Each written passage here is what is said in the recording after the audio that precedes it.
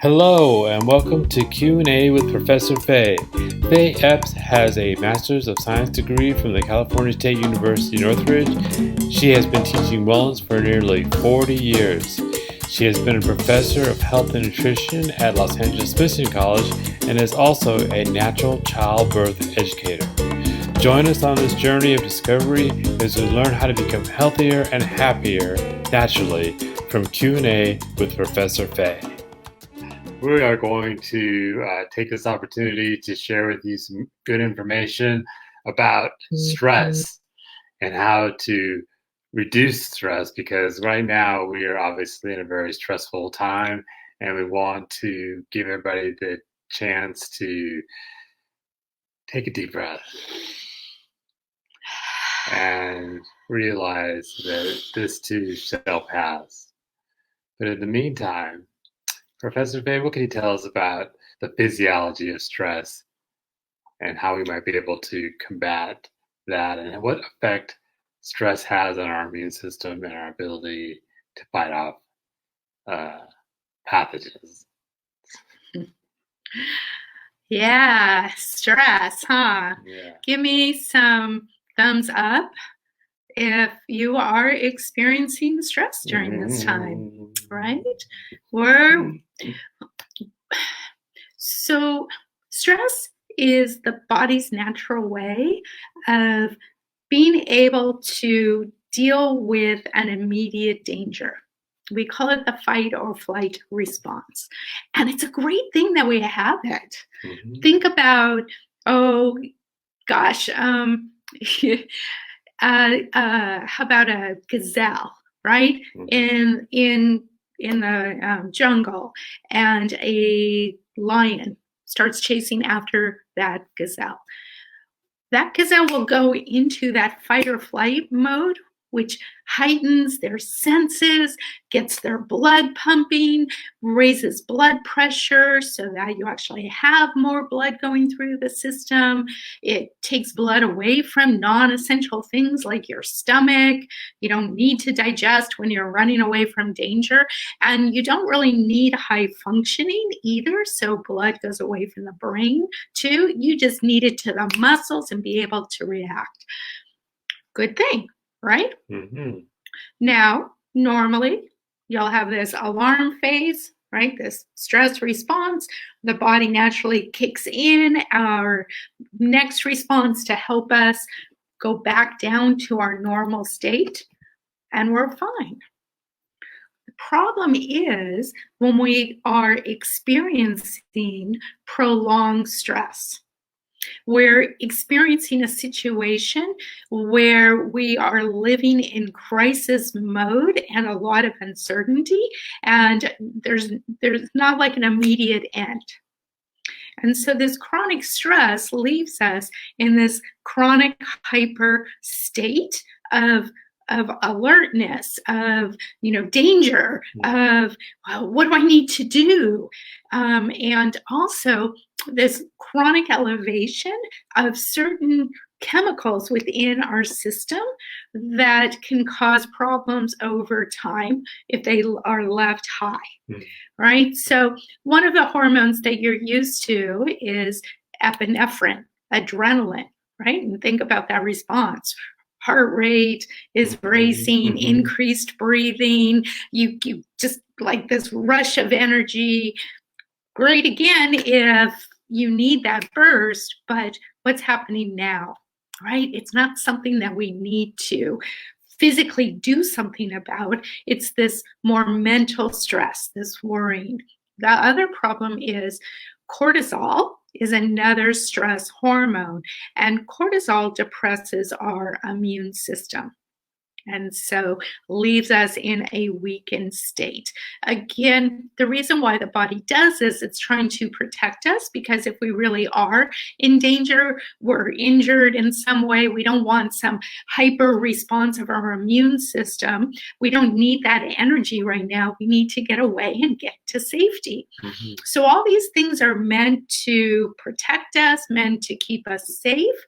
But what happens is when it's switched and turned on and left on, it starts to become a problem. It also slows down our healing. It also can make us focus on me, on ourselves, instead of community, instead of thinking about the collective and what's better for us. So hence kind of this hoarding behavior is actually kind of a common response to this feeling of stress and unknown and uncertainty, right? People are just thinking me and they got these blinders on. Again, temporary, no problem, but we're living in this crisis. Now, what happens is we often tend to forget about ourselves and self-care. We think about ourselves as far as safety, our environment, right? How to protect ourselves. But what tends to go to the wayside, unfortunately, are things that really will help to support us, our self-care routine. Or we never really established a self-care routine. So in a crisis, in a stress mode, it's not the first thing on our list. So I wanted to give really 3 simple things to do. You don't want to overwhelm your system right now, but I think it is important that we start to zone in on how can we relax? How can we take that proverbial breath, like we started off in the beginning, right? And so one of the things that we can do is make a conscious choice to choose joy. Conscious choice to choose joy. So what does that mean? It could mean gratitude, consciously thinking, what can I appreciate now? Yes, the situation is not perfect, but what can I give thanks for now? Maybe more time spent with family, maybe being able to spend more time in nature, if that gives you joy. What type of music do you enjoy listening to? Make sure you turn that on, or turn on some fun dance music and start dancing, right? Take a bath, a book, an inspirational book, or something maybe something fiction that you like. Get lost in that book. Or if you're creative, spend some time maybe creating or doing something with your hands, whether it's clay, sculpturing, painting, gardening even, right? So choose joy. It's really easy to get sucked into the news and all the bad things, but there are so many positive things going on. We need to consciously think about that. Another part of that is meditation. When we're choosing joy, we're quieting our mind, staying in the moment. Often that stress comes when we start to think too far in advance of the what ifs. Well, what if this happens, and then that, and then that, and then that, right? And it's like, wait a minute, take a deep breath, inhale, exhale. You're right here in the moment. Focus on the moment. What do I need now? Am I okay now? Right? Also, sometimes meditation is too hard when you're stressed and scattered.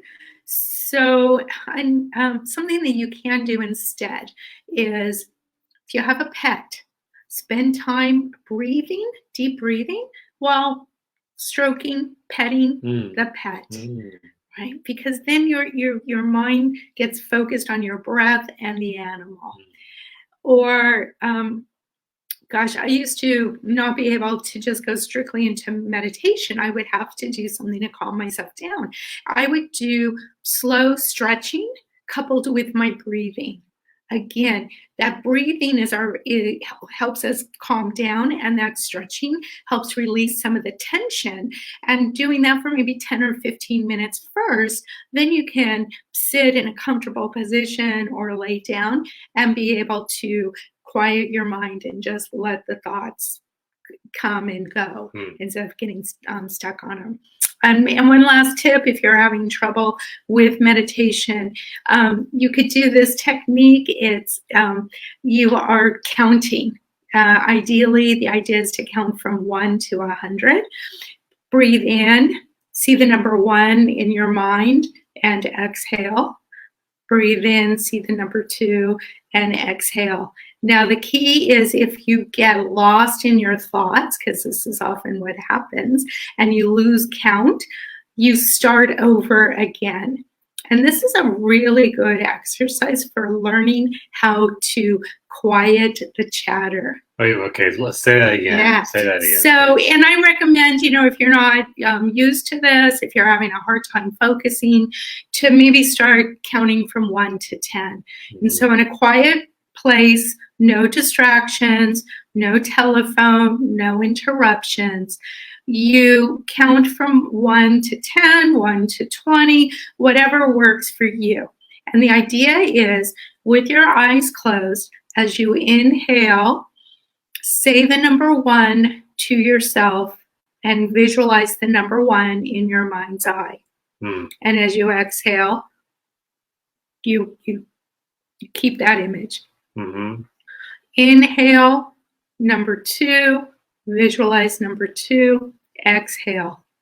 And you do that up to whatever number you decided. Mm-hmm. The goal is to eventually be able to work up to 100. Okay, but you might only start with 5 or 10.